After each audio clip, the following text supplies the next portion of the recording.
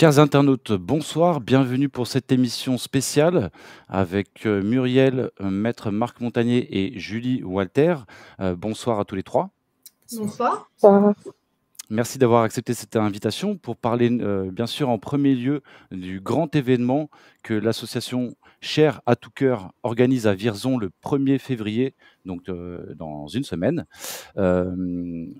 Oui, c'est ça, c'est une semaine. 15 jours. 15 jours, On a pardon. encore 15 jours. Voilà, 15 jours, excusez-moi. Voilà, donc je vais passer tout de suite la parole à Muriel parce que c'est un événement vraiment de très, très grande importance. C'est un événement international qui va durer toute une journée. Donc Muriel, est-ce que tu peux nous parler de cet événement, nous le présenter? Alors, donc, l'association Chair à tout cœur va organiser le 1er février prochain au centre de congrès de Vierzon, donc les deuxièmes rencontres citoyennes internationales, puisqu'on a eu un premier opus en février 2024, toujours à Vierzon. Et donc, on renouvelle une nouvelle édition qui va se dérouler sur la journée de 9h à 18h, donc avec une ouverture au public. On a 52 collectifs et associations qui vont venir. La dernière s'est inscrite hier. Vous voyez, il y en a encore qui arrivent alors qu'on est vraiment sur les dates butoirs de fin de préparation. Et on a sur ces 52 collectifs et associations, on en a 8 qui viennent ou qui sont présentes en tout cas de l'étranger. On a l'Allemagne, l'Autriche, l'Italie, la Belgique, les Pays-Bas, et je crois que j'en oublie, le Royaume-Uni, et on a même une anthropologue du Brésil qui était venue l'année dernière sans qu'on l'invite spécialement et qui revient exprès cette année pour participer aux rencontres. Donc il faut savoir qu'on va avoir une quarantaine d'intervenants. On a des tables rondes et ce qu'on appelle nous des multi-interventions en auditorium sur scène sur des thèmes bien précis. Donc on va aborder des sujets très différents qui vont de médecin généraliste qui va donc parler des procédures ordinales. On a les impacts socio-économiques pour les victimes de la crise sanitaire. Donc, quand on parle de victimes, nous, on parle aussi bien des victimes donc, du Covid long que des effets indésirables des injections Covid, mais également de tous les suspendus qu'on oublie bien souvent. On aura également l'intelligence artificielle. Alors, certains se demandent pourquoi l'intelligence artificielle, mais parce qu'elle a de plus en plus des impacts au niveau de la médecine et de la société, donc de notre vie courante.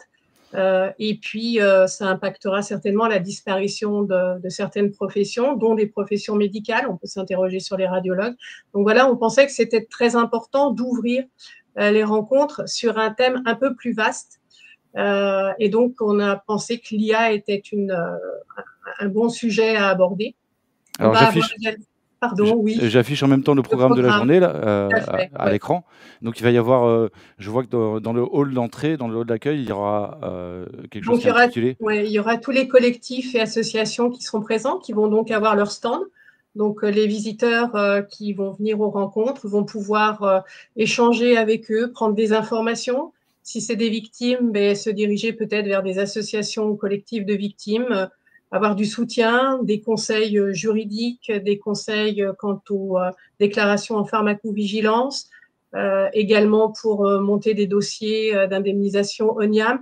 En fait, c'est vraiment très vaste. On va je dirais, du début de problème, à savoir les effets indésirables, jusqu'à l'accompagnement final pour que, à terme, tous ces gens puissent avoir une reconnaissance de ces effets, ou en tout cas des effets aussi de la suspension, et une indemnisation à terme, parce qu'à ce jour, elles sont toutes invisibilisées, elles sont décrédibilisées. Il faut savoir quand même que quand ces gens ont été se faire vacciner, entendre dire aujourd'hui que ce sont des non-vax, c'est quelque chose qui nous semble complètement intolérable, inhumain.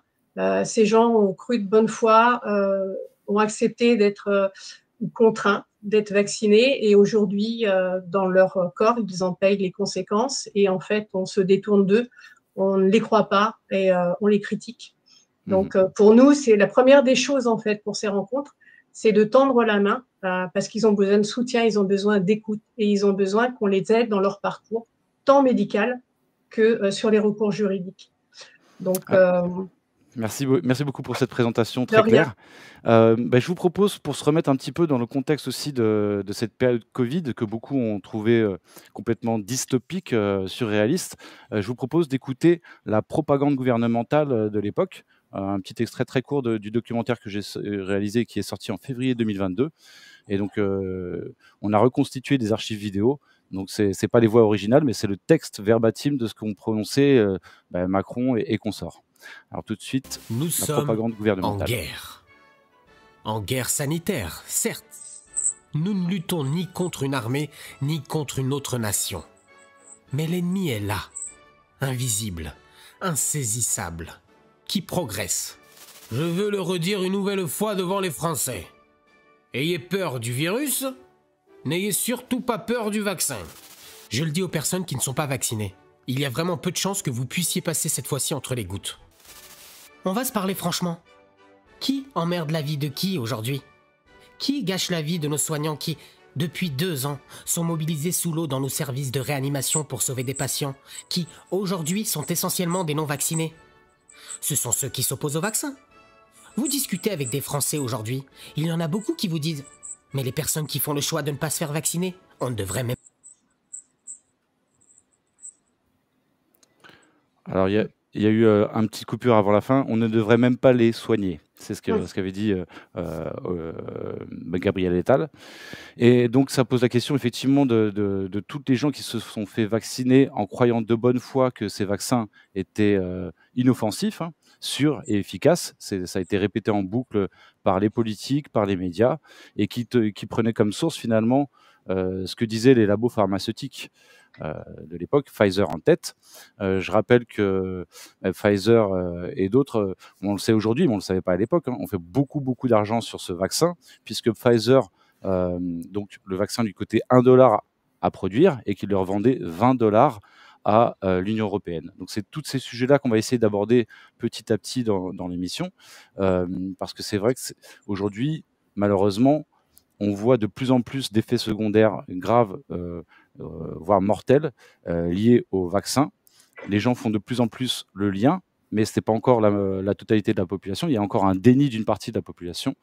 Donc, je voudrais demander peut-être à Marc, Montagnier, peut-être, maître, si vous voulez réagir un peu à cette propagande qu'on a subie, et qui fait est-ce qu'on peut parler d'un choix libre et éclairé, pour ceux qui ont dû se faire vacciner avec toutes les mesures coercitives qu'il y a eu à l'époque? Déjà, je remercie Raphaël de me donner la parole sur ce sujet. Vous parlez de propagande, moi je dirais plutôt rouleau compresseur. Et ce qui nous a marqué, c'est que on a l'impression qu'on a démultiplié le même message dans tous les pays en même temps. Et ça, j'avoue, c'est assez troublant. Donc, moi, je me perdrai pas en conjecture, pourquoi, comment. Certains disent, oui, c'est les méchants laboratoires qui ont fait ceci, cela. Je pense que c'est beaucoup plus global que cela. On peut pas, on a dit aussi, oui, c'est pour l'argent, l'argent, l'argent. Je pense qu'il y a d'autres explications que je n'ai pas, que je suis humble, je ne maîtrise pas ces raisons profondes, mais c'est pas que une question d'argent. C'est pas que, il y a autre chose. On peut rappeler les travaux de Michel Foucault sur le biopouvoir. Le biopouvoir, qu'est-ce que c'est? C'est la volonté des gouvernements ou du gouvernement de vouloir contrôler la population dans les moindres faits, y compris au niveau santé. Donc voilà, encore une fois, je n'ai pas les raisons, je n'ai pas les causes et je ne me perdrai pas en conjecture.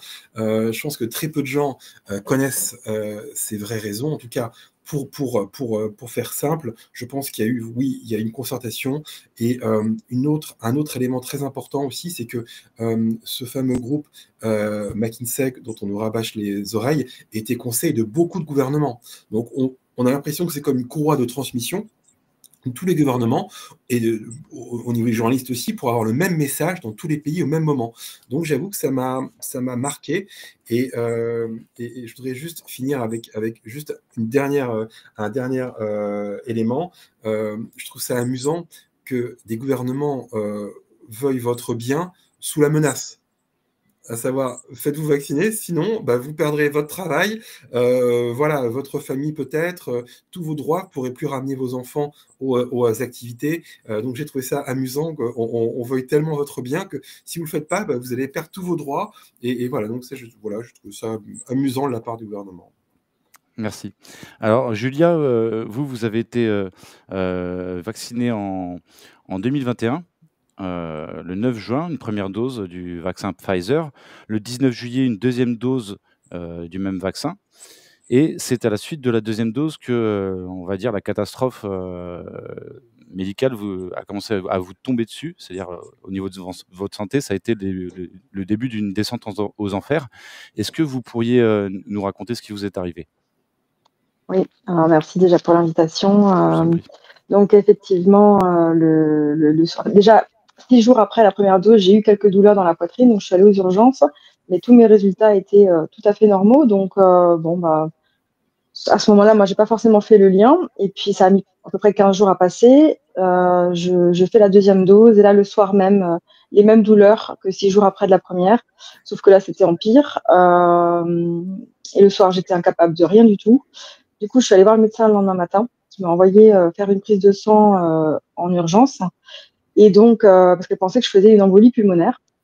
Et en fait, arrivé aux urgences, ils me font faire une prise de sang pour vérifier que mes reins supporteront l'angioscanner que je vais passer. Et donc, du coup, je passe cet examen et en fait, on se rend compte que c'est pas une embolie que je suis en train de faire. Je fais une péricardite aiguë. Donc, le temps que tout ça se passe, il y a eu je sais pas combien d'heures aux urgences. Le soir, à minuit passé, je vois le cardiologue qui vient me faire une écho pour voir un petit peu où ça en est et me demande de filmer parce qu'en fait, je le reverrai 10 jours plus tard à son cabinet et il me demande de remontrer la vidéo que j'avais faite aux urgences pour voir la différence en fait entre s'il y a une amélioration ou au contraire une aggravation. En fait, l'écho n'avait rien, enfin, il n'y avait rien qui avait bougé. Donc, il m'a mis sous traitement. J'avais déjà quelque chose en sortant de l'hôpital, mais il m'a rajouté des traitements pour pouvoir calmer l'inflammation et baisser les douleurs. Donc, j'étais partie pour plusieurs mois de traitement et j'étais censée le revoir fin août. Sauf que malheureusement, ce médecin est décédé lors d'un accident de loisir.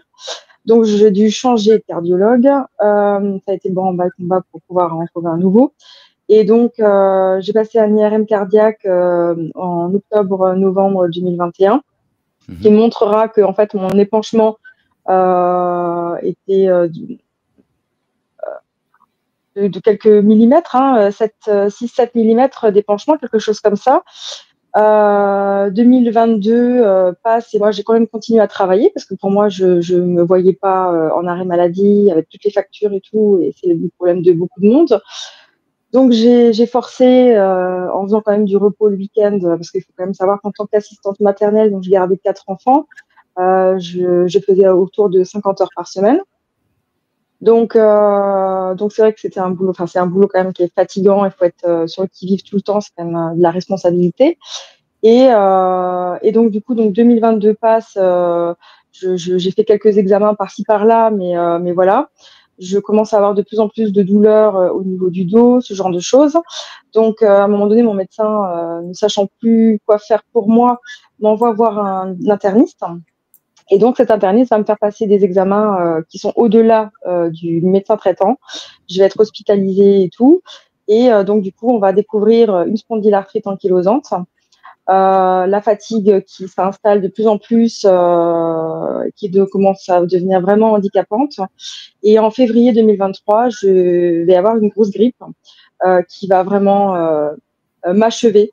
Et depuis, donc, je ne travaille plus. Entre-temps, je suis allée voir un autre médecin sur Paris qui m'a détecté l'encéphalomyalgique et un SMA. Et là, dernièrement, j'ai la rééducatrice fonctionnelle qui me parle de fibromyalgie.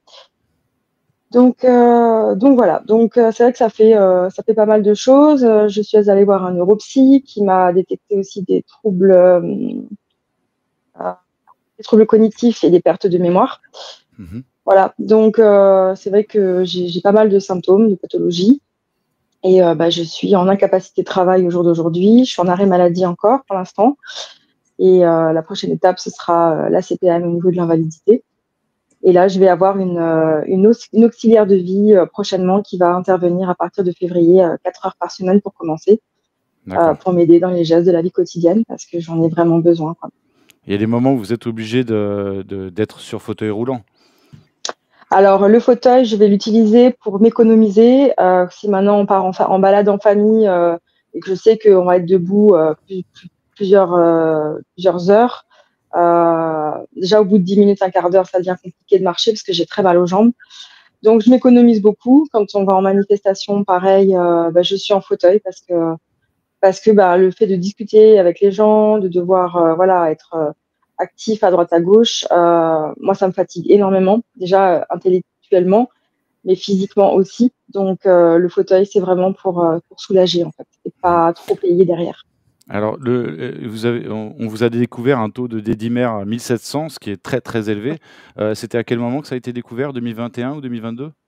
Alors ça, c'était vraiment le lendemain de la deuxième dose où on a découvert la péricardite. C'est là qu'on a vu que j'étais à quasiment 1700 et donc elle pensait que je faisais une embolie pulmonaire, la médecin, donc mais c'était pas ça. D'accord. Et alors, il y a eu une remontée à la pharmacovigilance concernant ce qui vous est arrivé? Oui, alors du coup, quelques jours après, je suis allée voir mon médecin et effectivement, c'est là qu'elle m'a parlé de la pharmacovigilance. Moi, je ne savais même pas ce que c'était, je découvrais. Et donc, elle a tout de suite fait remonter la chose.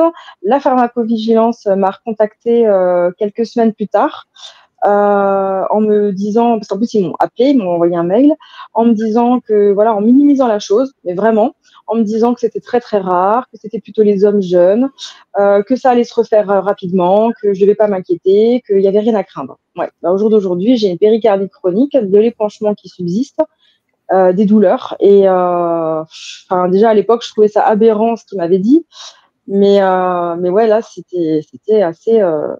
J'en revenais pas de ce que j'entendais vraiment. Donc, et là, j'ai fait remonter la suite de tous les symptômes, donc la spondylarthrite, l'EM, le SAMA, les pertes de mémoire et troubles cognitifs, et je suis en attente du retour de la pharmaco. Alors, on vient d'écouter un extrait de mon documentaire qui s'intitule Effets secondaires, la face cachée des vaccins, qui est malheureusement censuré sur Facebook et sur YouTube, mais qui est accessible donc sur les plateformes alternatives comme CrowdBunker et Odyssey. Qu'est-ce que ça vous inspire de réécouter donc ces injonctions à la vaccination? Est-ce que vous l'avez fait pour des raisons médicales? Est-ce que vous l'avez fait au contraire par rapport à des pressions quelles qu'elles soient? Ouais, c'est vraiment par rapport aux pressions, alors que ce soit autant l'entourage, le médecin, parce que alors, comme on sortait d'une période avec les masques et tout, les petits que je gardais, il y en a qui rentraient en maternelle. Donc, comment vous dire que déjà ils étaient tout le temps malades. Moi, j'avais du mal à m'en sortir aussi, parce que du coup, c'est vrai que ce masque, on n'avait plus d'anticorps, on n'avait plus rien. Et donc du coup, je me suis laissée. Alors pourtant, j'ai laissé du temps passer. Je me suis dit, je vais attendre de voir ce que ça donne. Et puis j'ai fini par y aller par la pression du médecin, par l'entourage, pression médiatique. Voilà, ce que je regrette, c'est vraiment de ne pas avoir été entourée de toutes les personnes que je peux connaître aujourd'hui, qui sont vraiment bienveillantes et pas vaccinées du tout, mais vraiment dans la bienveillance et dans l'aide, l'entraide. Donc, j'étais vraiment Alors pas entourée forcément des bonnes personnes à ce moment-là, quoi. Alors, on peut mentionner les 2 associations auxquelles vous participez. On a Bien eu sûr. notre dose, donc qui est présente en Alsace, si je ne me trompe pas? Oui, je suis porte-parole d'On a une note dose en Alsace-Moselle. Et je fais partie du conseil d'administration d'Avictime, donc dans l'Allier, où on a notre président Mathieu Dubois, qui gère du feu de Dieu cette association et qui vraiment fait beaucoup, beaucoup de choses. Et on a pas mal de projets là. D'accord. Alors je dis comment ça s'écrit. AAVIC team. AA victime. Voilà pour ceux qui veulent Avictime, retrouver. ouais. OK. Eh bien, je vous donnerai la parole tout à l'heure. Ce que je vous propose peut-être maintenant, si vous voulez bien, c'est qu'on écoute un petit peu les aveux de Julien Pin qui datent, parce qu'il en a refait très récemment suite au changement, au retournement de veste, on pourrait dire, de Mark Zuckerberg. Ces aveux-là datent de 2022 et ils sont assez édifiants. Mais moi, Sans transition, je lance je la pense que vidéo. je l'ai pas sur bien. la mise en avant de l'homme. Voilà. Mais je l'ai pas bien fait, par exemple. Ça, je pense que moi, quand la pandémie est arrivée, à titre personnel, je regrette la façon dont je l'ai traité parce que j'ai attendu des scientifiques des réponses certaines alors qu'ils en avaient pas. Et je pense que j'ai poussé à ça. Et ça, je le regrette. Et je pense que c'était une façon aussi honnêtement de prendre les gens pour des cons. C'est-à-dire qu'en gros, le gouvernement nous disait, les gens sont pas capables d'accepter cette incertitude parce qu'ils vont paniquer, ils vont se mettre à courir comme des poulets sans tête de partout. Donc on va leur dire, même si on n'est pas sûr, on est obligé de leur dire des choses pour les rassurer. Et l'impression que les Français doivent absolument être rassurés avec des choses certaines et qui sont trop bêtes pour comprendre qu'on sait pas tout, je pense que c'est ça qu'il faut pas reproduire comme erreur, parce que le boomerang, il a été terrible, parce que tout le monde a bien vu qu'il avait été traité comme ça. Et si on le refait, là, ils sont préparés. Et je pense que ça accélère ce mépris qu'on peut commencer à sentir contre les journalistes, contre ceux qui nous dirigent, parce qu'il y a cette idée qu'ils nous ont pris pour des truffes. Voilà. Alors c'est extrêmement choquant, c'est très choquant ce qu'il dit. Le sentiment, les Français ont eu le sentiment qu'on les prenait pour des truffes. On n'aura pas dit la vérité, on leur a présenté des choses qui n'étaient pas sûres scientifiquement, comme des certitudes, parce qu'on avait peur qu'ils se mettent à courir comme des poulets sans tête. Donc c'est vraiment un mépris assez fort. Muriel, est-ce que tu as envie de réagir à cette vidéo? En fait, moi, ce qui m'a toujours étonnée, c'est qu'on n'ait pas permis aux gens de réfléchir ou d'avoir leurs propres opinions, de se renseigner. C'était un martèlement perpétuel, tous les soirs, tous les jours.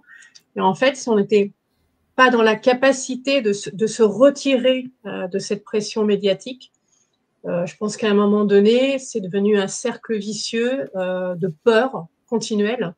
Et en fait, on sait très bien que sous la peur, on est capable de faire n'importe quoi pour tenter d'échapper à cette pression psychologique.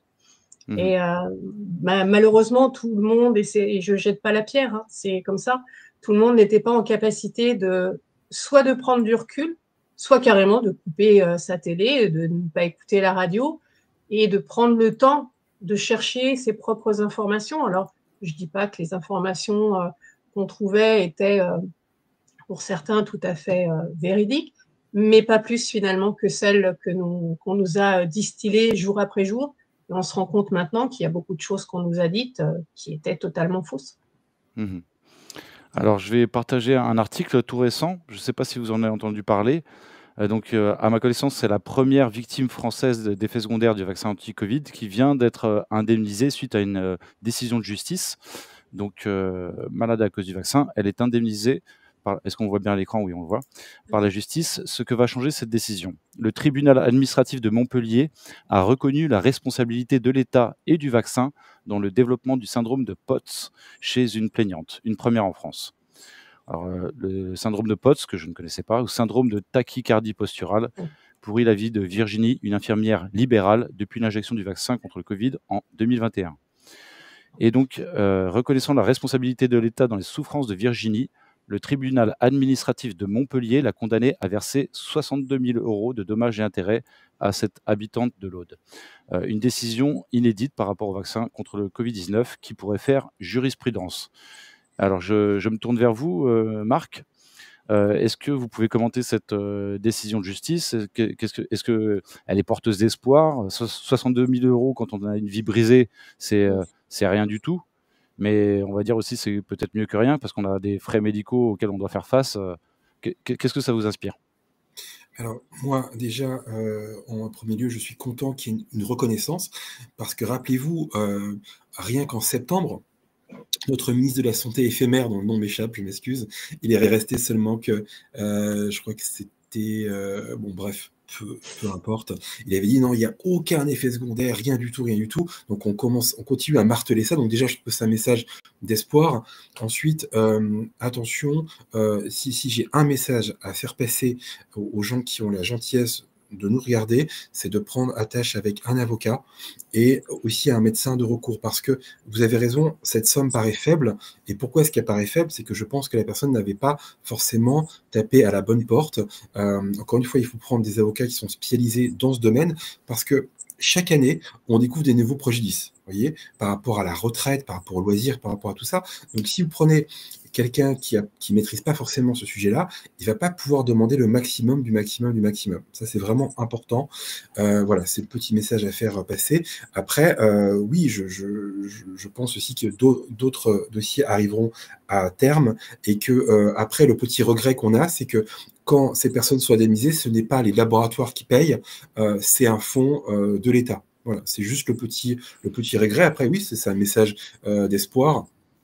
Je note aussi que il y a un changement. Vous avez senti ces derniers temps un changement, notamment, vous avez parlé des fact-checkers, mais même sur les sites officiels, par exemple le site de l'ANSM que vous connaissez tous, enfin ici en tout cas, il y avait des rapports déjà 2 ans avant qui disaient qu'il y avait 1 cas sur 800 qui était un cas grave, ce qui est énorme. Je vous rappelle qu'on a quand même arrêté des vaccins pour 1 cas sur 5000. Donc là, on est sur 1 cas sur 800, ce qui est énorme. Donc voilà, on a comme une prise de conscience. Ces sommes sont faibles, mais je pense qu'elles seront amenées à être plus importantes dans le futur. Mais de façon plus large, si je prends vous, mademoiselle, même si on vous donnait 1 milliard aujourd'hui, vous diriez, écoutez, ce milliard, moi, ça ne m'intéresse pas, moi, je veux retrouver ma vie d'avant. Vous voyez? Donc, l'argent, c'est bien, mais je veux dire, soit 60 000, 10 000 ou 1 million, ça ne change rien. Vous avez des gens qui ont une vie brisée parce qu'on les a forcés. Alors, peut-être que les gens mentent, mais moi, tous les gens que je vois dans mon bureau me disent on m'a forcé à faire ça, je ne voulais pas le faire. Il y a même des gens qui disent que j'étais en train de pleurer. J'étais pleuré quand j'ai reçu cette injection. Donc, vous voyez, c'est ça qui est vraiment injuste. C'est que si on avait dit aux gens bon, faites ce que vous voulez, les gens le font, ils prennent un risque et ça se passe mal, mais là, c'est des gens qu'on a pour la plupart forcés. C'est ça qui fait vraiment le cœur. D'ailleurs, rappelez-vous, avant qu'on rende obligatoire avec les passes sanitaires, les bars, les voyages, même le travail, très peu de gens s'étaient fait vacciner, en fait. Très peu de gens. Il y avait les personnes âgées, mais très, très peu de gens s'étaient fait vacciner. Oui, et parce que je pense qu'inconsciemment ou consciemment, beaucoup savaient que c'était un vaccin expérimental. Et donc, il y avait cette fameuse phrase d'Olivier Véran, le ministre de la Santé de l'époque, si je ne me trompe pas, qui avait dit que non, ces vaccins n'étaient plus en phase de test. Or, en fait, si, on était en phase 3. Et même Pfizer l'avait reconnu que oui, effectivement, on était en phase 3. Et ce qui pose la question de la France qui avait signé la convention de Viedo, donc qui interdit au gouvernement et aux médecins de faire des expériences sur des citoyens sans leur consentement. Et donc là, cette convention qui avait été signée suite à la Seconde Guerre mondiale, suite au fait que des prisonniers juifs et autres avaient été torturés. On avait fait des expériences médicales sur eux sans leur consentement. Et donc suite à ça, cette convention avait été signée notamment par la France. Est-ce que vous estimez qu'elle a été violée à l'occasion de cette crise Covid, maître? Alors, ce que vous dites, c'est très intéressant parce qu'avec des collègues, on a calculé, il y a plusieurs dizaines de textes qui ont été violés, de conventions, de traités, de décrets, ce que vous voulez. Et ce qui veut dire que lorsqu'on est sur certains sujets, le droit, finalement, on s'en fiche complètement, on le met à la poubelle. Je prends juste un seul exemple, c'est les soignants suspendus. Les soignants suspendus, c'est un véritable scandale. Personne n'a jamais gagné un seul dossier. Je ne parle pas du prud'homme où on a eu quelques victoires, mais je parle des cours d'appel, je parle du Conseil d'État, je parle de la Cour de cassation. Personne n'a jamais gagné, alors que sur le plan légal, tout est allé dans le sens des soignants. Tout. Donc, si vous voulez, le droit, bon, sur certains sujets, c'est fait pour amuser les étudiants en droit, c'est fait pour amuser je ne sais pas qui, mais en tout cas, il y a eu des instructions qui ont dû être données, parce que c'est pas possible que tous les conseils de prud'homme rendent la même décision, tous les tribunaux administratifs rendent la même décision. Mais en tout cas, vous avez raison de le souligner, on a violé des textes fondamentaux et c'est un scandale. Tout ça pour dire à la fin que le vaccin ne protégeait pas contre la transmission. Alors que c'était l'argument numéro 1, tous vaccinés, tous protégés, pour imposer ça aux gens. Donc oui, il y a une violation grave.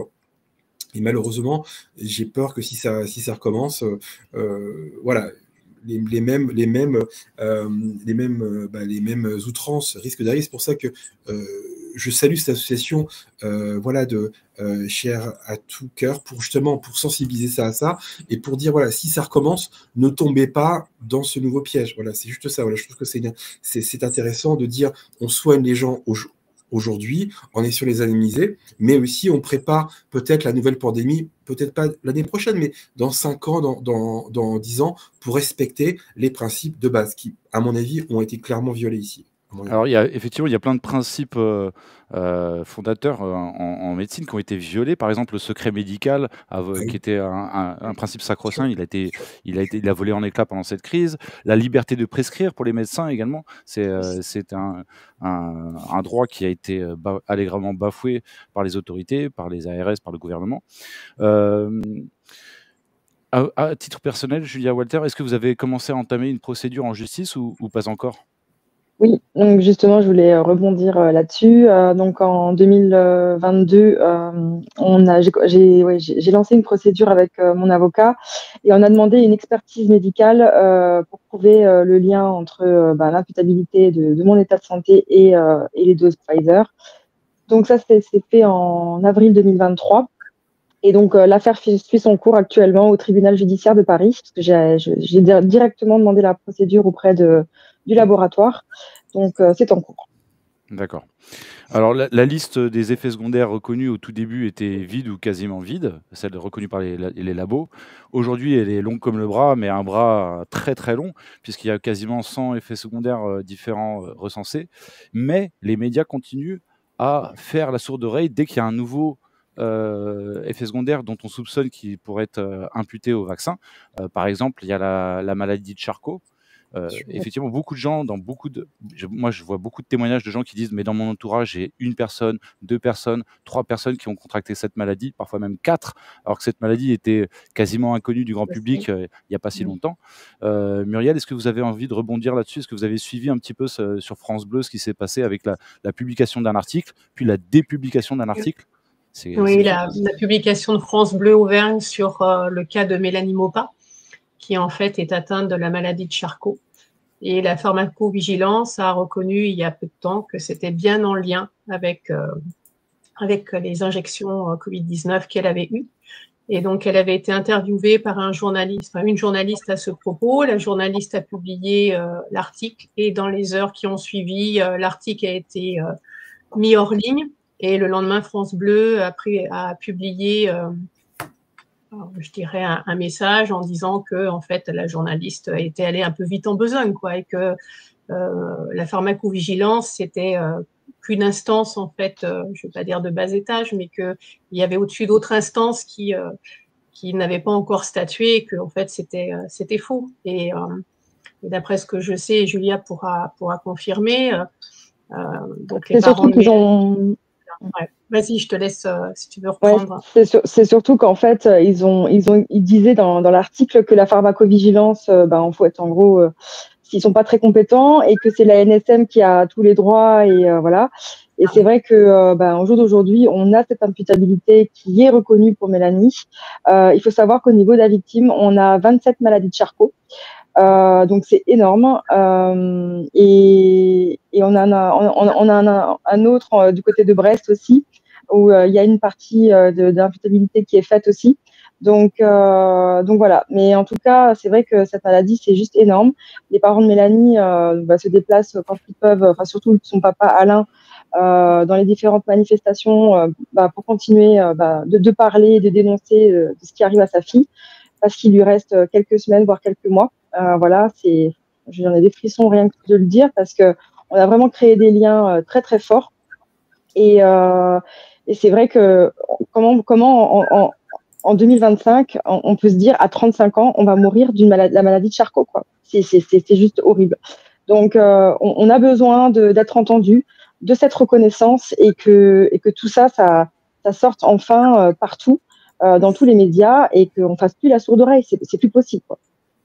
Alors les effets secondaires liés au vaccin, c'est un vrai sujet qui existait déjà avant le Covid, c'est-à-dire que même pour d'autres vaccins, il y avait une sorte de chape de plomb en France notamment, mais pas que, même sur les réseaux sociaux, sur les effets secondaires liés au vaccin. Il y avait une vraie censure de la part de réseaux sociaux, mais également un vrai déni de la part du corps médical. Dans mon documentaire, on voit une personne dont les 2 parents pourtant travaillent dans le corps médical, qui a été victime d'un vaccin.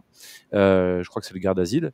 Et ce qu'elle explique, en fait, c'est qu'il y a la double peine. La peine des effets secondaires et la peine du déni d'une grande partie du corps médical, ce qui fait qu'au début, vous ne comprenez pas ce qui vous arrive, parce que le corps médical ne vous explique pas. Et donc, vous traversez une sorte d'errance médicale qui est très, très difficile à vivre. Et beaucoup dans le corps médical vous disent « Non, mais monsieur ou madame, c'est dans votre tête ».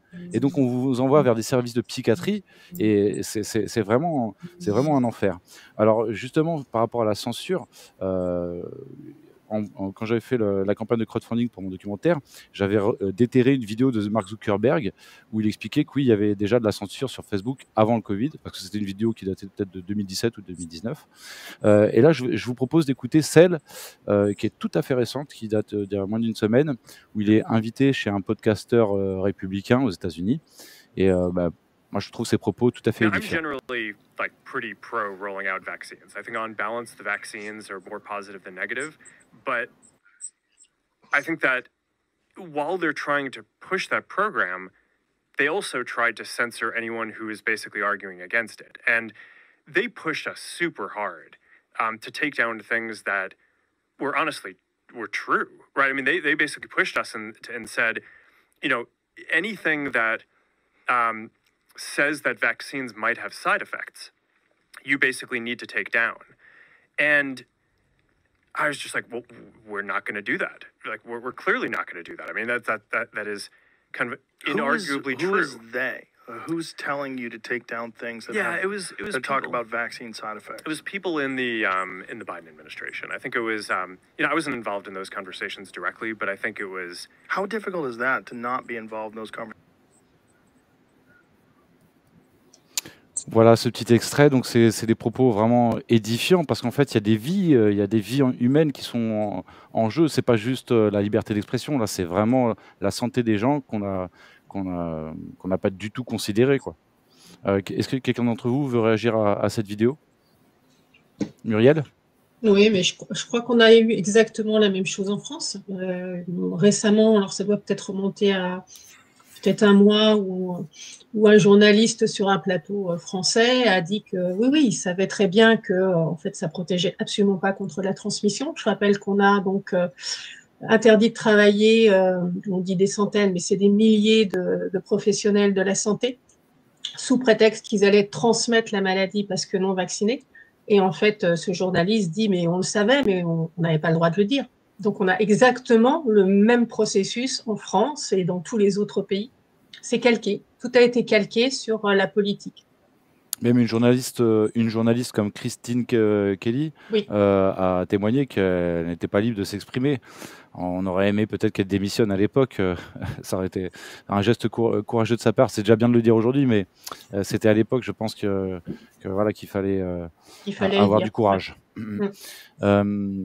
Julia, qu'est-ce que ça t'inspire, cette censure, le fait qu'on a tout fait pour ne pas entendre ceux qui se plaignaient d'avoir des effets secondaires? Ça a été une censure à tous les niveaux, dans les médias, sur les réseaux sociaux, et même de la part du corps médical. Finalement, beaucoup ne voulaient pas entendre. Ah oui, non, mais tout à fait. Elle a été terrible et je trouve qu'ils l'ont même très très bien gérée au niveau que ce soit au niveau des médias, que ce soit au niveau des réseaux sociaux. Parce que moi, quand je suis tombée malade en 2021, j'ai commencé à faire des vidéos en me disant peut-être que quelqu'un va me dire tiens, moi j'ai la même chose, etc. Mais je suis tombée sur personne où je voyais rien, je n'étais pas sur les bons groupes non plus. La censure était mais juste incroyable, jusqu'à ce qu'à un moment donné, une des vidéos que j'ai fait sur la pharmacovigilance a commencé un peu à se diffuser, et là j'ai commencé à rencontrer des gens, et ça c'était en août-septembre 2021, donc et je m'étais fait injecter en juillet, donc il y avait plus de 2 mois qui étaient passés et je me disais mais c'est pas possible, et je voudrais juste revenir par rapport aux effets indésirables. Le pire, c'est qu'ils le savaient, et c'était déjà écrit, tout ce qui était péricardite, myocardite et tout ça, ils le savaient depuis avril-mai 2021. Ils le savaient, et c'était déjà écrit dans les papiers. Moi, j'ai des choses dans la maison, ils le savaient. Donc, ils l'ont fait délibérément, et ils savaient très bien qu'il y a des gens qui allaient avoir des gros problèmes au niveau du cœur, quoi. Donc, ils ont laissé faire ça. Mhm. Il faut Ça, c'est vraiment que... aberrant. Oui.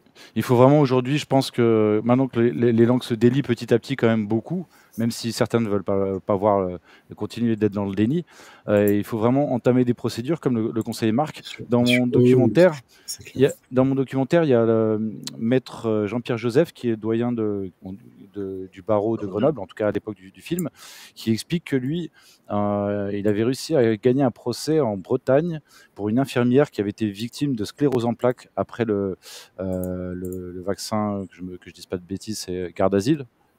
Non, c'est sûr. Hépatite B. Voilà, hépatite B, pardon. Et donc, il avait réussi à gagner le procès, alors qu'il avait plusieurs personnes, plusieurs entités en face, dont la sécurité sociale. Et en fait, les experts en face n'arrivaient pas à démontrer qu'il n'y avait pas de lien. Et la jurisprudence, c'était s'il n'y a aucune autre explication possible que celle du vaccin pour l'apparition de la maladie, alors l'imputabilité doit être reconnue. Et c'est un jugement assez fort, je pense, sur lequel beaucoup d'avocats pourraient s'appuyer. Maître, est-ce que vous voulez réagir par rapport à ça? Oui, alors il faut savoir que les choses ont beaucoup évolué, beaucoup évolué. C'est pour ça que la décision que vous citez est très importante pour nous. Par exemple, pour les vaccins contre l'hépatite B qui ont déclenché la sclérose en plaques, avant, on nous disait, oui, il faut savoir le pourquoi du comment dans chaque cellule, qu'est-ce qui fait le mécanisme que... Bon, vous vous rendez compte que c'est impossible, vu la complexité du corps humain, c'est impossible. Maintenant, on a entrouvert une porte sur notamment le lien statistique, à savoir si, je sais pas, les gens qui sont vaccinés à l'hépatite B ont 3 fois ou 4 fois plus de chances d'avoir ça, on peut faire un lien. Voilà, il y a un deuxième élément très important. Ça, c'est une jurisprudence qui a été réaffirmée récemment et qui dit que même si, parce que souvent, on nous sort cet argument, même si vous aviez ça en vous, par exemple la sclérose en plaques, par exemple les myocardites, eh ben, le fait que ce soit le vaccin qui déclenche ça, eh bien, vous devez être indemnisé. Ça, c'est très important. Parce qu'avant, on disait, mais de toute façon, votre corps est mal fichu, vous avez une mauvaise santé, vous ne seriez pas un petit peu fragile, vous voyez, limite si on n'accusait pas les victimes. Maintenant, on dit, non, même si vous aviez ça en vous, le fait que ça ne se déclenche pas, vous devez être indemnisé à 100%. Donc ça, c'est un élément important. Et vous avez raison, les juges ont une vision différente. Pourquoi? Parce qu'on n'est plus dans l'émotion. Vous voyez, quand un crime atroce est commis, un fait divers, quand la personne est jugée sur le moment, il prend forcément le maximum du maximum du maximum. Là, les cas que vous citez, si on les avait jugés au pic de la pandémie, on aurait dit non, mais de toute façon, écoutez, voilà, il n'y a pas de victime, il n'y a rien du tout pour protéger la réputation du vaccin en pensant que le vaccin sauve de tout. Là maintenant, vu que nous avons du recul, on peut avoir des décisions qui sont, entre guillemets, plus courageuses ou qui sont plus de bon sens, vous voyez, alors qu'avant, c'était impossible. C'est impossible parce qu'il y avait une telle pression au niveau du pouvoir, du gouvernement, tout ça, pour dire il faut surtout pas abîmer l'image des vaccins. Ça, c'est très important aussi à mettre en avant. Alors, je voudrais souligner également, puisque les accidents vaccinaux, encore une fois, il y avait une vraie chape de plomb avant le Covid sur d'autres vaccins, et elle continue. Les spécialistes du sujet avaient l'habitude de sortir ce chiffre-là à la louche, qu'il y avait seulement 10% des effets secondaires qui étaient réellement enregistrés auprès de la NSM. On peut soupçonner que pour le Covid, ça a été moins, puisqu'il y a eu un déni du corps médical, il y a eu une telle propagande que c'est probablement moins que 10% à l'époque. Muriel, que doivent faire les gens qui soupçonnent d'être victimes d'un effet secondaire? Que doivent-ils faire auprès de la pharmacovigilance? Est-ce que c'est eux-mêmes qui doivent entamer la déclaration? Est-ce que c'est leur médecin traitant? Est-ce que c'est l'hôpital? Ils peuvent le faire eux-mêmes. Après, c'est vrai qu'on repart sur Internet, donc les gens ne sont pas forcément à l'aise pour aller remplir, passer de page en page, donner les informations. Il y a beaucoup de renseignements demandés, de documents, etc. Ils peuvent se tourner vers leur médecin pour demander. Et bien souvent, les médecins sont dans le déni, donc refusent. Et puis, ça leur prend du temps, donc ils refusent de passer ce temps à faire la déclaration. Donc moi, je les engage à prendre contact avec l'association Solidéclat, qui en fait est composée de soignants qui se dévouent justement pour aider ces victimes à pouvoir faire leur déclaration auprès de la pharmacovigilance afin qu'après le dossier s'enclenche pour étudier les effets secondaires, ce qui s'est passé, si on peut le mettre en lien avec la vaccination. Et puis après, au-delà de ça, on poursuit, comme disait Maître Marc Montagnier, on prend contact avec un avocat spécialisé, et puis il y a des procédures qui peuvent s'engager auprès de la pharmaco, de l'ONIAM, les dossiers ONIAM, pour avoir des indemnisations. Donc, on a vu cette infirmière, malheureusement, qui a été obligée de se faire vacciner et qui se retrouve maintenant avec une vie brisée et 62 000 euros. Moi, je trouve que 62 000 euros, c'est presque une aumône quand on a toute sa vie de foutu. Mais voilà, moi, je les engage à, voilà, s'ils ne se sentent pas de le faire eux-mêmes, si leur médecin est complètement réfractaire à la déclaration, mais ils peuvent prendre attache avec l'association Solid Éclat, qui sera de bon conseil. Nous, elle sera là pour les rencontres du 1er février. C'est ce que j'allais dire. Elle va accueillir les victimes qui veulent venir, ou des citoyens qui auraient dans leurs proches ou des collègues, des amis touchés. Ils peuvent venir se renseigner, et la pharmacovigilance va leur expliquer.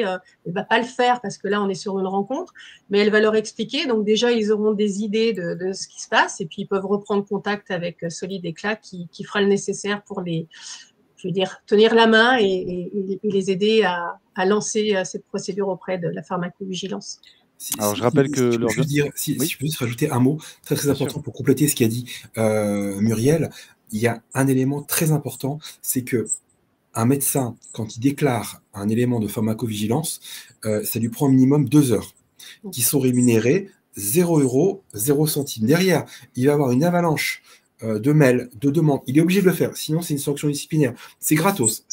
Et en parallèle, on a relevé des rémunérations complètement dingues de médecins quand ils vaccinaient dans les vaccinodromes, qui pouvaient aller jusqu'à plus de 10 000 € par jour. Donc vous avez d'un côté le médecin qui gagne 0, qui va pas. Enfin, honnêtement, les médecins sont des héros. On est tous là on est tous d'accord avec ça. Mais est-ce que le médecin va prendre 2 heures de sa vie, de son temps? Il a une femme, il a des enfants, il a un mari, souvent une patientèle qui explose aussi avec, dans certains coins des déserts médicaux. Notre théorie avec les associations, c'est de dire qu'en fait, finalement, il y a beaucoup d'effets secondaires, mais c'est qu'une petite partie des vrais effets secondaires, parce que les médecins ne font pas cette déclaration-là. Oui, et c'est bien de dire qu'il ne faut pas les culpabiliser, parce que c'est vrai qu'ils ont des journées déjà hallucinantes. Alors, je voulais juste rappeler que donc les deuxièmes rencontres citoyennes internationales que vous organisez avec l'association Chair à tout cœur aura lieu le samedi 1er février à Vierzon. C'est pas très très loin de Paris, c'est entre Paris et Limoges, ou pas très loin de Châteauroux aussi. C'est à peu près 2 heures de route, 2 heures. Voilà. Et donc de 9h à 18h, donc j'enjoins tous les internautes, bien sûr, qui le peuvent, à venir se rendre sur place. Ce sera un événement grandiose, comme il y en a eu d'autres. Vous en avez organisé un premier, vous l'avez rappelé l'année dernière. Il y en a eu à Saintes aussi des grands événements, et c'est vrai que ça fait du bien de se rejoindre les uns les autres. Ça fait vraiment du bien. On passe un moment vraiment de communion, j'ai envie de dire. Voilà. Je dirais que c'est un moment d'humanité. C'est ce qui en est ressorti pour les premières rencontres. C'est vraiment tout ce qui est, tous les témoignages qu'on a eus de personnes qui étaient présentes, que ce soit des associations, des victimes, voire des visiteurs, puisqu'on avait mis un livre d'or pour que les gens puissent nous dire ce qu'ils pensaient de ces rencontres. Et en fait, vraiment, ce qui est ressorti, c'est l'humanité, le contact humain, tout ce qu'on nous a fait perdre pendant cette période, cette crise sanitaire, où on nous a divisés, on a fait éclater les familles, éclater les amis. Et en fait, là, on a retrouvé, comme dit souvent Julia, c'est une famille de cœur. Et on est bienveillants les uns pour les autres. On est vraiment là dans le soutien et dans l'aide, et pas dans la critique, pas dans l'insulte. On est là les uns pour les autres. Oui, c'est de la rencontre, c'est du partage. Et je voudrais préciser que Vierzon, l'année dernière, c'est de là où est né On a une autre dose. Parce que du coup, moi, j'ai rencontré Mathieu Dubois à ce moment-là. Ça faisait pas longtemps que je faisais partie de la victime. J'ai rencontré Macha, j'ai rencontré Mélanie. Et c'est vrai que du coup, toutes ces rencontres-là, ça a vraiment permis une cohésion, du partage, de l'entraide et énormément d'idées. Et vraiment, c'était vraiment super. Et de base, je devais pas forcément venir, mais je serai là au deuxième. Et ça va vraiment être l'occasion de pouvoir encore renforcer et peut-être d'amener encore d'autres idées et de pouvoir faire encore de belles choses, quoi. Et de créer des liens à l'international cette année encore plus. Et ça, c'est vraiment exponentiel. On le voit là cette année. Il y a vraiment une demande de l'étranger. Ça, c'est très, très important, effectivement, que les citoyens aussi se relient au niveau international parce que, voilà, ça a été une fraude internationale, tout simplement. Comme le disait Marc, des nouveaux, des nouveaux termes comme distanciation sociale, etc., confinement, tout ça est apparu dans plein de pays en même temps. Est-ce que ça a été coordonné? Il y a eu l'événement 201 en octobre qui a précédé la pandémie où une soixantaine de pays étaient conviés, justement peut-être pour répéter ce qui allait se passer, pour inculquer à des décideurs de second niveau, comme on les appelle, des hauts fonctionnaires, tout ce nouveau schéma de pensée qui nous a paru vraiment dystopique à beaucoup. Alors je voulais revenir également sur ce que disait Marc Montagnier tout à l'heure. Maître, vous parliez des médecins qui touchaient énormément d'argent pour vacciner, on va dire, à tour de bras. C'est important. Ces vaccinodromes, comme on les a appelés, rien que le nom, rétrospectivement, c'est quand même, ça fait peur. Dans mon documentaire, il y a une Guadeloupéenne qui témoigne dans une émission. On a mis un extrait d'une émission qui était passée sur Guadeloupe Première à l'époque et qui avait été ensuite censurée par France Télévisions à la maison mère, où donc une victime guadeloupéenne était en face du responsable local, du directeur local de l'Institut Pasteur. Et il avait du mal à reconnaître qu'en fait, cette vaccination de masse ne tenait pas compte en fait de l'historique de chaque patient. En fait, un vaccin, comme toute médication, doit tenir compte des antécédents connus ou non connus du patient. J'insiste sur le ou non connu. Et effectivement, on a vacciné des gens qu'on n'aurait pas dû vacciner. C'est là le cœur du problème. Est-ce que quelqu'un a envie de rebondir là-dessus? Sur ce fait qu'on a... Maître, allez-y. Bah, écoutez, merci. C'est vrai que il y a eu un vrai problème, et surtout en termes d'information. Moi, tous les gens qui me contactent, tous les gens, je pense, qui contactent les associations, vous tiennent le même discours. Quand on m'a injecté, j'ai demandé est-ce qu'il y a des effets secondaires, on m'a tout dit non, il n'y a aucun effet secondaire, il n'y a rien du tout. Même comme moi je passais devant ces centres de vaccination, j'insistais, est-ce qu'il y a des effets secondaires? Je répétais, alors, les avocats sont un peu obstinés.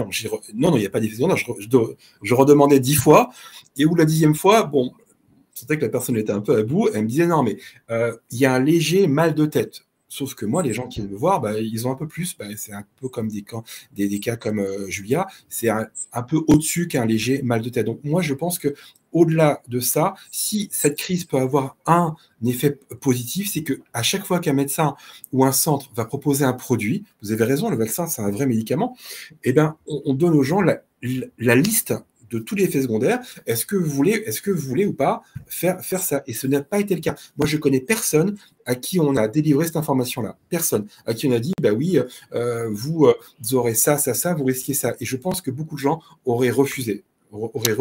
Tu leur avais dit, parce que on le savait, parce que personne ne savait, parce que personne, même encore aujourd'hui, les médecins ont du mal à soigner parce que ils ne savent pas comment en faire. Et j'irai même plus loin. Dans ces injections, il y a de l'ARN. Ça fait quoi derrière? Qu'est-ce que ça provoque? Qu'est-ce qu'on a aujourd'hui dans notre corps, en fait?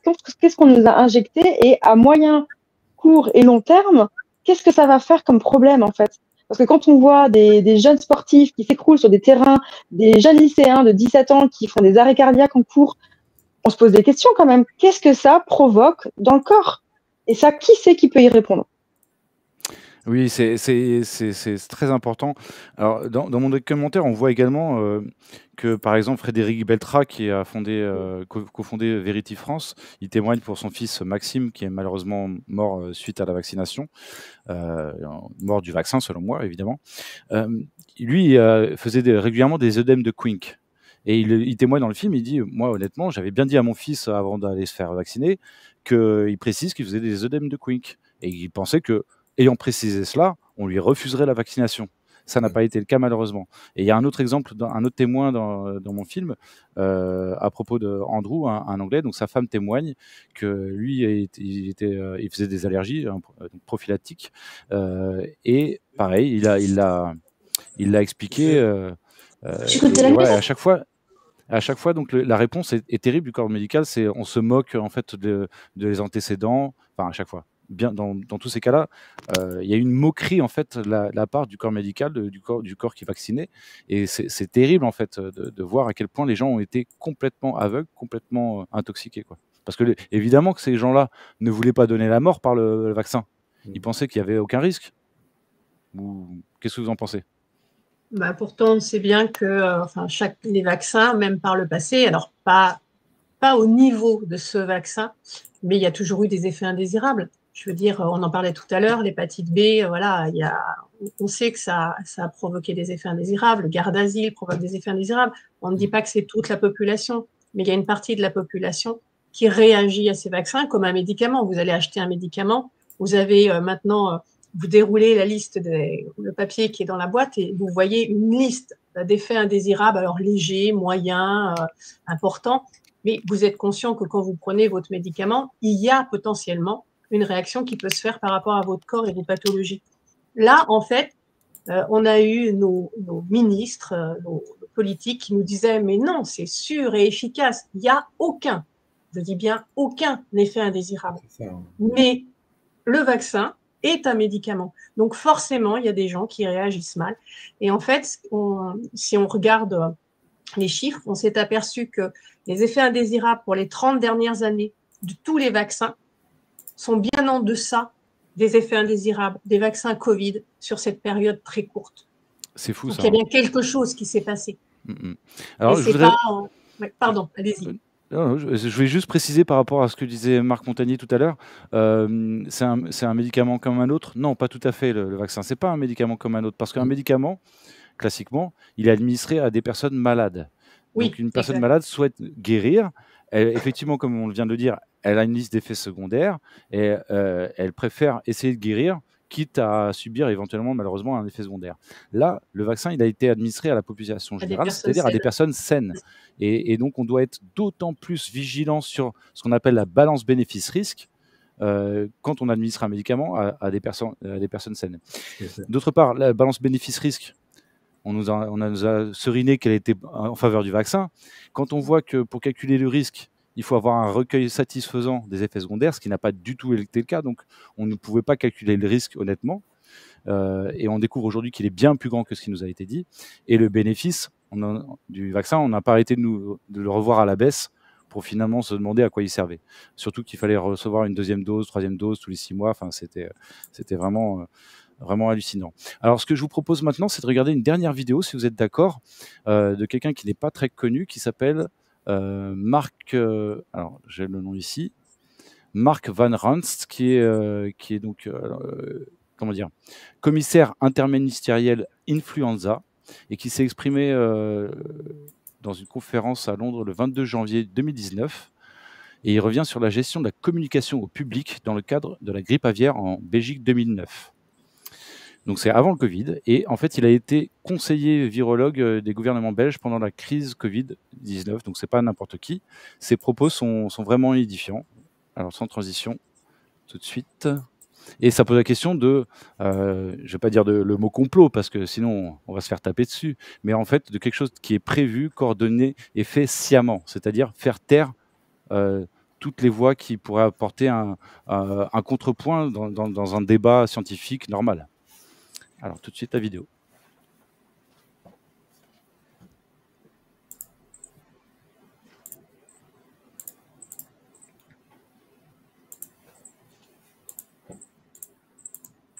You have to be omnipresent that first day or the first days, so that you attract the media attention.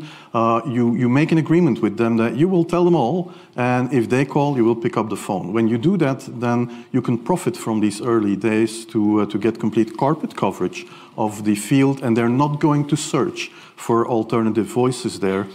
And if you do that, that makes things a lot easier. And then you convey the message, and you can do that if you do it that way, that our country is ready for a pandemic. That is a gross overestimation for sure, but it is crucial to go into that pandemic. And then you have to say, okay, well, we will have H1N1 deaths. Of course, that would be unavoidable.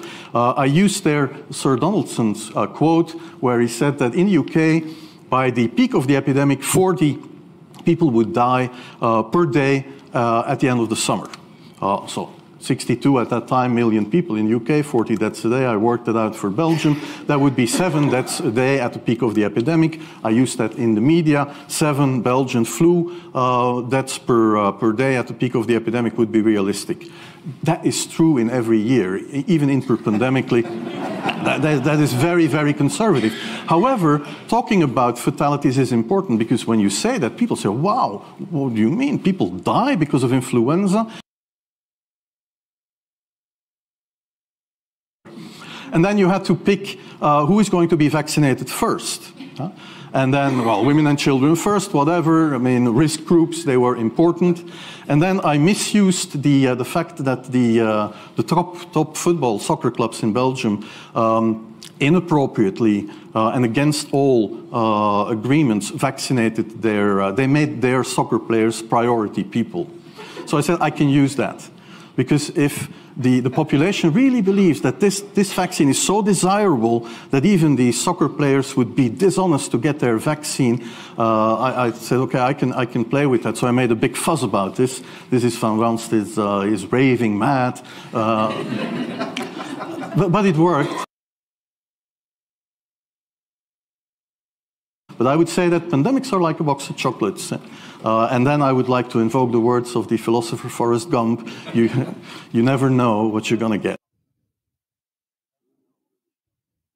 C'est terrible ce qu'il dit. Hein. Je ne sais pas si vous avez pu voir les sous-titres ou entendre.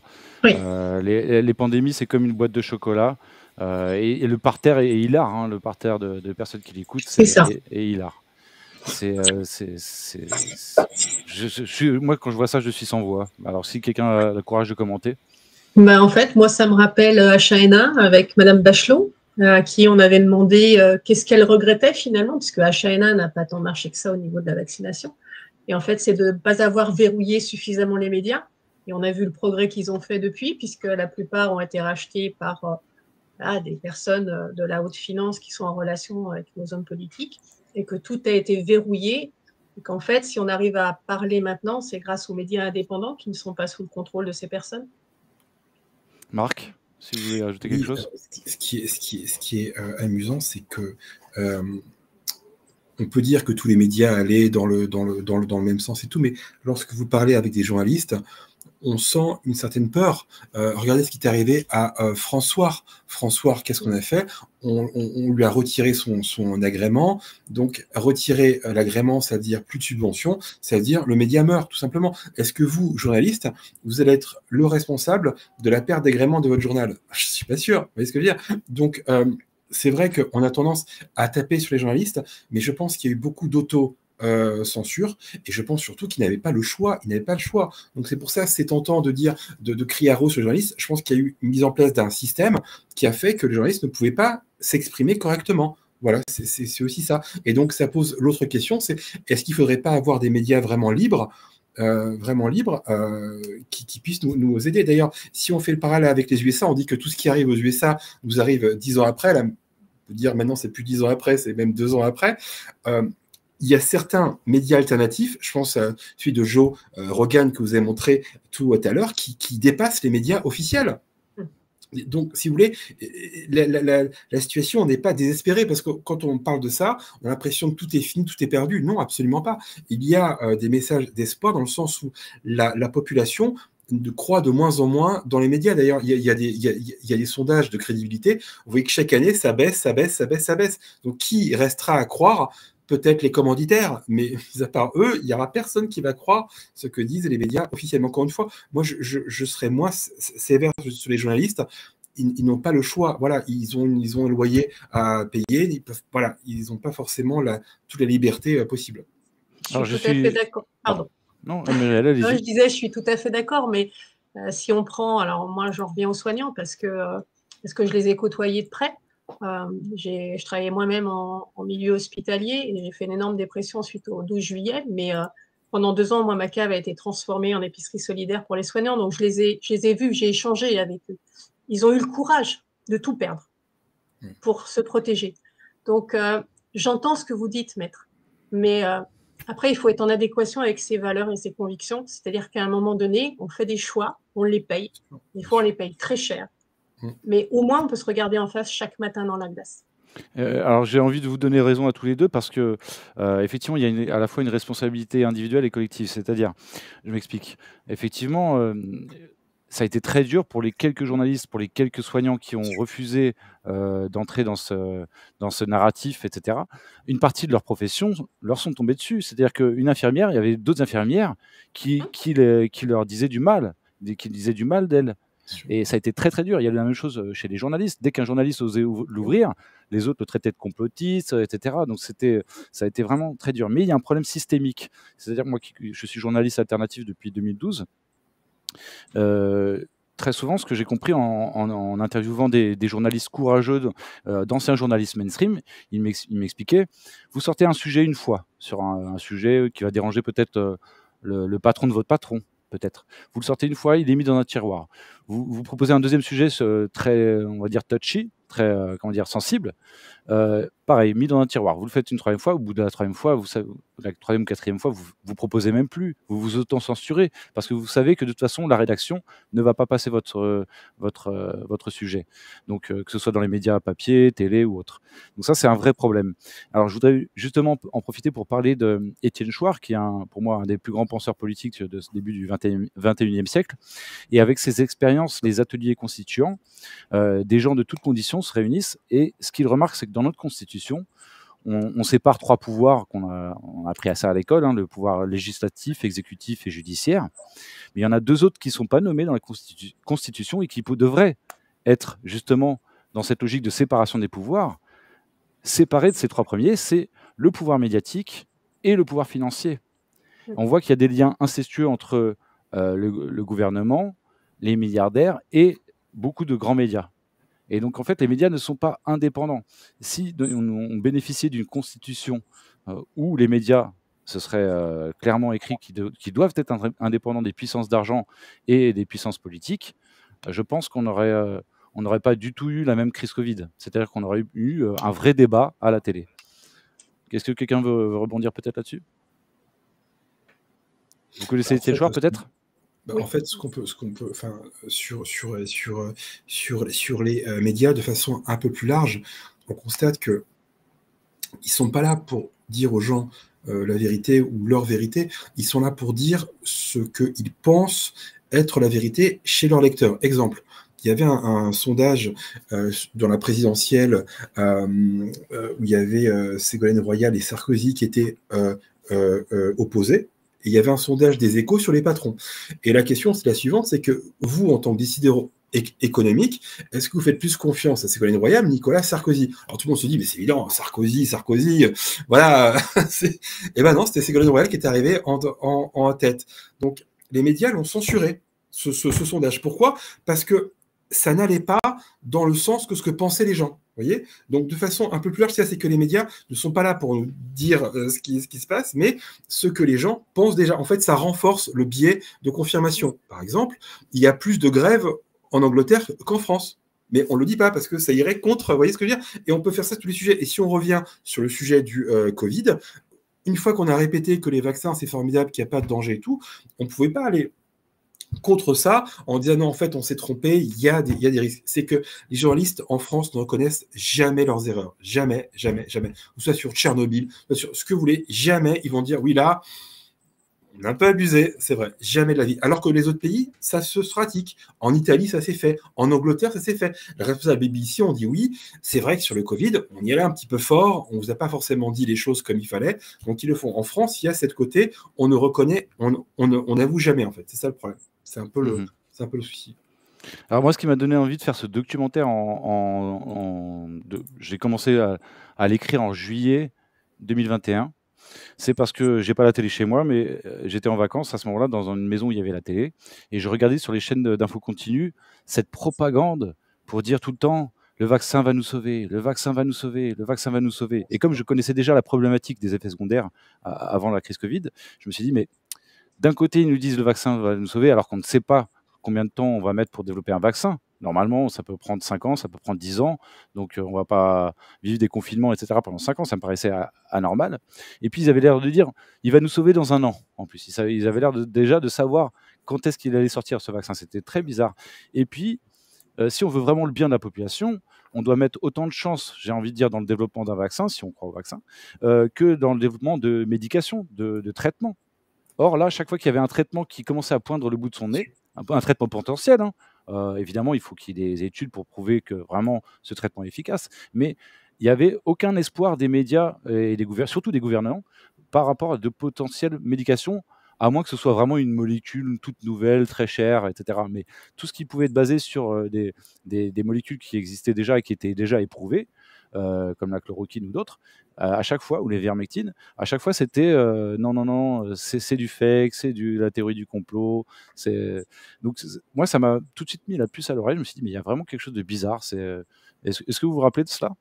Oui, parce que en fait, au niveau de la loi, on ne peut pas mettre un vaccin. Je sais que dans le chat, il y a des gens qui disent c'est pas un vaccin. Bon, ok, c'est pas un vaccin, mais en tout cas, c'est comme ça qu'on va l'appeler ce soir. On ne pouvait pas imposer un vaccin alors qu'il y a des médicaments qui sont aussi disponibles. Donc c'est pour ça que vous avez tout à fait raison.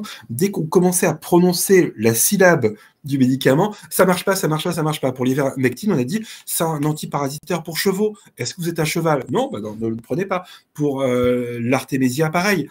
Ah non, mais ça c'est un truc, ça c'est de la sorcellerie. Vous voyez ce que je veux dire? Donc c'était amusant de voir que moi, ce qui m'avait amusé, enfin amusé, c'est terrible parce que les gens qui sont, mais les mêmes qui disaient ne prenez pas l'ivermectine, ne prenez pas de chloroquine, ça peut être dangereux. Moi, je me disais, on a affaire à des gouvernements prudents. Mais les mêmes, quand il y a eu ce vaccin, que d'autres n'appellent pas vaccin, qui est très bien, dès qu'il y a le vaccin, non, allez-y, les yeux dans les yeux, ça marche, il n'y a aucun effet secondaire. Les mêmes, hein, j'ai vérifié, que ce soit les mêmes journalistes, les mêmes hommes politiques disaient, les mêmes qui disaient ne prenez pas d'autres produits, ça peut être dangereux pour vous, disaient pour le vaccin, allez-y les yeux fermés, les yeux dans les yeux, on vous dit il n'y a pas de danger.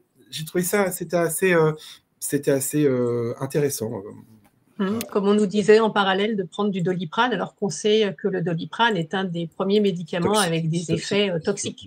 Oui, en plus, on disait aux gens de rester chez eux pendant 15 jours et d'attendre que ça commence à être trop grave pour aller à l'hôpital. Ce qui était un non-sens, effectivement. Alors, je voulais présenter mes excuses aux internautes parce que j'étais tellement absorbé par cette émission, ce que vous disiez, vous tous les trois, que j'ai complètement oublié de regarder le chat. Alors, je vais prendre quelques petits commentaires, si vous voulez bien. Patricia Ferroussier qui dit « Courage à vous, je suis vraiment désolé pour cette jeune fille. Ni oubli, ni pardon. » Donc ça, c'est pour vous, Julia. Dawn Dark Side of the Moon qui dit pourquoi avez-vous supprimé mon dernier commentaire? Ben non, j'étais pas sur le chat, donc c'est pas moi, c'est YouTube qui a censuré automatiquement. Josette Etev qui dit merci Raphaël, très bien ces associations, mais qu'en est-il des morts subites sans défense où les autopsies ont été interdites et les incinérations d'office? Merci. Alors ça, c'est vrai que c'est un vrai sujet. Maître, est-ce que vous peut-être vous pouvez en parler?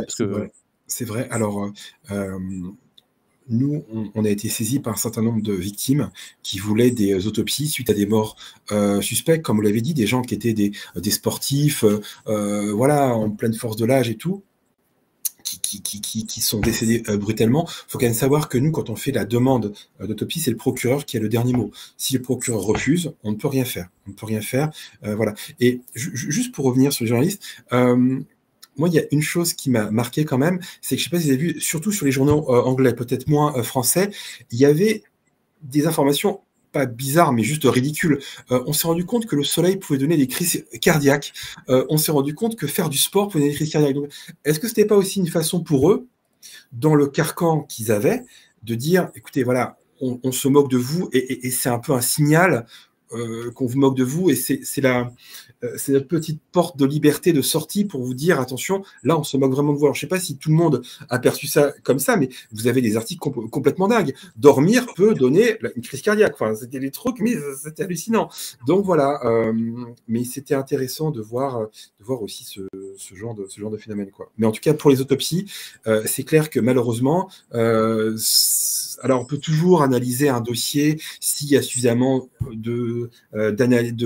d'examens médicaux, on peut le faire, mais c'est beaucoup plus difficile, c'est évident, parce qu'on va nous dire il n'y a pas d'autopsie, donc il n'y a pas d'indemnisation. Et ça, c'est un vrai problème, parce qu'on appelle, c'est les morts cachées de ce vaccin que certains appellent vaccin. Voilà.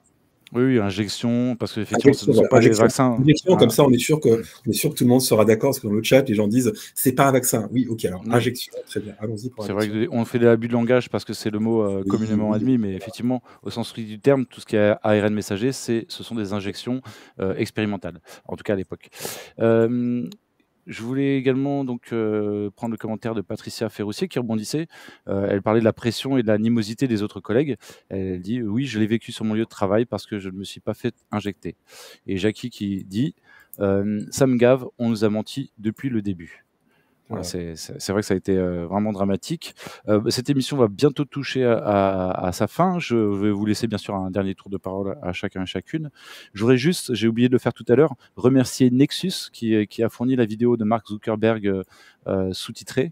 Voilà, demande. Et qui sera là d'ailleurs normalement aux rencontres de Vierzon pour diffuser en direct, si je ne me trompe pas. Donc l'intégralité des rencontres, ça donnera la possibilité à ceux qui ne pourront pas venir à Vierzon de pouvoir suivre, mais j'invite tous ceux qui le peuvent quand même à venir à votre événement. Voilà. Alors Muriel, je vous laisse conclure peut-être cette émission en premier. Eh bien Raphaël, comme vous venez de le dire, nous on espère que beaucoup de personnes vont venir, pas pour faire voilà, des entrées, parce que le prix de l'entrée est libre en conscience, donc si vous ne voulez pas donner quelque chose ou que vous ne pouvez pas, vous pouvez quand même assister aux rencontres, il n'y a pas d'obligation, donc voilà, ce n'est pas pécunier pour nous.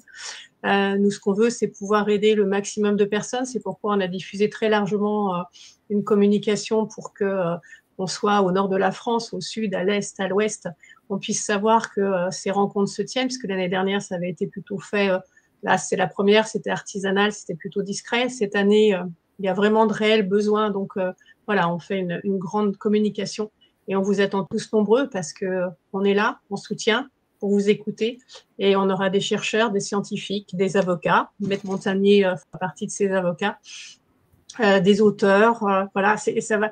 Les victimes, vous aurez aussi beaucoup de témoignages de victimes et de collectifs étrangers qui vont parler des situations dans leur pays parce qu'on est focalisé sur la France, mais voilà, comment ça se passe à l'étranger? Est-ce qu'il y a des avancées? Est-ce qu'au niveau thérapeutique, il y a des choses proposées aux victimes? Est-ce qu'elles sont reconnues? Est-ce que le gouvernement se positionne différemment? Et ça, ce sera vraiment très important de les entendre et de savoir ce qu'il en est au-delà de nos frontières. Donc, on vous attend tous nombreux, le 1er février 2025 au centre de congrès de Vierzon, de 9h à 18h. Et vous verrez, c'est plein d'humanité, c'est plein de chaleur. Et je rappelle que c'est donc le principe du donativo. Il n'y a pas de prix fixe. Vous donnez en votre âme et conscience. C'est très important. Il y avait un point que je voulais aborder avant de conclure l'émission. Je le dis là tout de suite à brûle pour point. C'est la surmortalité que certaines professions ont constaté suite à la campagne de vaccination et qui n'avaient pas forcément constaté au moment du Covid. C'est bizarre à dire, mais je rappelle que la moyenne d'âge des victimes du Covid se situe aux alentours de 80 ans, quand l'espérance de vie est de 80 à 82 ans pour les hommes et les femmes. Donc ça peut expliquer aussi pourquoi on n'a pas constaté une si grande surmortalité pendant l'épidémie de Covid. En revanche, des métiers comme les médecins légistes, des embaumeurs, comment dire, ceux qui travaillent dans les pompes funèbres. Et tadatopracteurs. Voilà, moi j'ai eu des témoignages de première main, effectivement, qui ont dit qu'ils ont vu cette surmortalité, ces morts bizarres, et même les pompiers qui étaient appelés en première ligne aussi pour quand quelqu'un faisait un effet secondaire grave. Ça a mis la puce à l'oreille des pompiers, et c'est pour ça aussi qu'il y a une partie non négligeable de la profession de pompier qui était très réticente à se faire vacciner. Voilà. Marc, est-ce que vous voulez vous dire un petit mot pour conclure cette émission? Oui, en fait, je voulais conclure par un message d'espoir et d'espérance. Déjà, je salue votre travail, je salue aussi le travail de Muriel et aussi votre courage, Madame Julia, de venir témoigner. Mais juste, le message d'espoir, il est simple, il est clair, il est en 10 secondes. On a eu, vous avez commencé par ça, un rouleau compresseur médiatique. Voilà, médiatique, les médias, tout le monde dit pareil, France 1, France 2, TF1, ce que vous voulez, toujours pareil. Ça veut dire quoi? Ça veut dire, tant qu'on vit dans un système où les gouvernements ont besoin d'injecter des idées, pour rester sur les injections, à toute la population, ça veut dire quoi? Ça veut dire qu'ils sentent qu'ils sont fragiles. Vous voyez ce que je veux dire? C'est-à-dire qu'on n'aurait pas pu avoir cette campagne d'injection, voilà, ça va faire plaisir à tout le monde, d'injection massive, s'il n'y avait pas eu l'assentiment tacite des populations. Donc ça veut dire quoi? Ça veut dire que si on arrive à éveiller les consciences, et juste, encore une fois, moi je suis pas sur vérité et mensonge, je suis pas sur ce terrain-là, je suis juste sur le terrain à avoir le droit de poser des questions, juste ça, des questions, rien d'autre, et sans apporter de réponse toute faite. Donc ce que je veux dire, c'est que le fait que si les gouvernements ont le besoin que tous les journalistes disent pareil, que toutes les chaînes disent pareil, y compris sur YouTube, ça veut dire qu'ils sont fragiles et que s'il y a un éveil des consciences, ils ne pourront pas faire ce qu'ils veulent faire. Voilà. C'est juste ce petit message d'espoir que je voudrais faire passer aux gens. C'est-à-dire que ce que vous faites n'est pas inutile. Et moi, le conseil que je donne, c'est de se regrouper avec des associations comme l'association de Muriel, par exemple, mais de ne pas être seul chez soi en train de dire c'est scandaleux, c'est scandaleux, c'est scandaleux. Voilà. À plusieurs, on peut proposer des solutions. Je pense notamment aux solutions qu'on propose Louis Fouché pour un autre type de médecine. Voilà.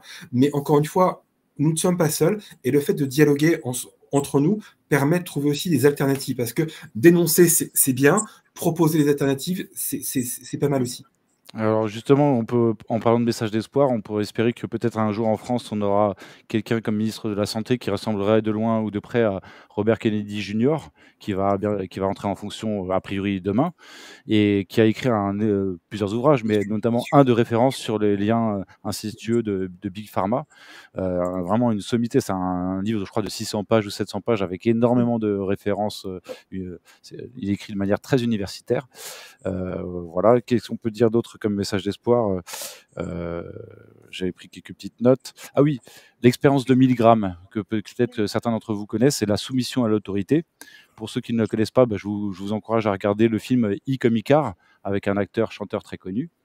L'expérience de Milgram, elle montre qu'effectivement, malheureusement, jusqu'à récemment, il y avait 80% de la population qui, dans certaines situations, se soumettait à l'autorité, y compris pour faire des choses pas très agréables à d'autres personnes. Je résume de manière très courte. Mais je pense qu'aujourd'hui, grâce au fait que beaucoup de gens ont ouvert les yeux suite à la crise Covid, l'expérience de Milgram, aujourd'hui, ce ne sera plus 80%, mais j'ose espérer que ce serait 70, 60 ou peut-être seulement 50% de la population qui se soumettrait à l'autorité. Voilà, c'est mon souhait, j'espère. Je pense que chat échaudé craint l'eau froide, comme on dit. Et on peut mentir 1000 fois à une personne, etc., etc. Donc le mot de la fin, ça me tient à cœur de vous laisser la parole, Julia. Oui, je voudrais rajouter 2-3 petites choses. On vous entend pas très bien, pardon. On vous entend pas très bien, pardon. J'ai mes écouteurs qui fonctionnent plus. D'accord. Je vais essayer de parler un peu plus fort. Oui, du coup, ce que je voulais dire, c'est que déjà, je voulais rebondir par rapport à Maître Montagnier. Effectivement, ne plus rester seul. Déjà, en 2025, plus personne ne doit rester seul. Se rapprocher des personnes qui sont éveillées, éventuellement des associations qui existent et qui sont très nombreuses en France au jour d'aujourd'hui. Pour toutes les familles qui ont perdu un proche des injections ou qui sont victimes des injections, Dominique Bodino a créé donc la carte de France Viac19 et c'est super important parce qu'il fait un travail formidable et ça permet vraiment de pouvoir faire son affiche, alors autant en anonyme que en visible. C'est vraiment au choix de la personne et de pouvoir faire grandir cette carte parce qu'il y a encore beaucoup de gens qui ne connaissent pas, qui n'ont pas la connaissance soit des associations, soit du travail que Dominique fait pour pouvoir faire des portraits et pouvoir les afficher lors des manifestations. Voilà, donc vous n'êtes pas seul, il y a de quoi faire en France. Et puis si vous ne savez pas quoi faire, donc, le premier week-end de février, venez nous rencontrer à Vierzon parce que ça va vraiment être chouette. Merci Julia. Alors Patricia Ferroussier pose la question, Muriel, allez-vous faire un live de votre journée du 1er février? Je l'ai dit tout à l'heure, il y aura notamment, mais pas uniquement, il y aura notamment Nexus Magazine qui retransmettra en direct. Donc vous pouvez suivre l'événement sur leur chaîne YouTube. Et il ne me reste plus qu'à vous remercier tous les trois. Muriel, merci beaucoup pour votre participation à cette émission et surtout l'organisation de ce grand événement international, je le rappelle. Merci Maître pour le temps que vous nous avez accordé. Merci pour l'invitation, merci beaucoup. Et Julia, merci beaucoup d'avoir réussi à tenir 1h30 parce que je sais que voilà, c'est très fatigant pour vous. En plus, vous avez des obligations. Voilà, donc merci 1000 fois. Merci à toi, Raphaël. À bientôt. À dans 15 jours.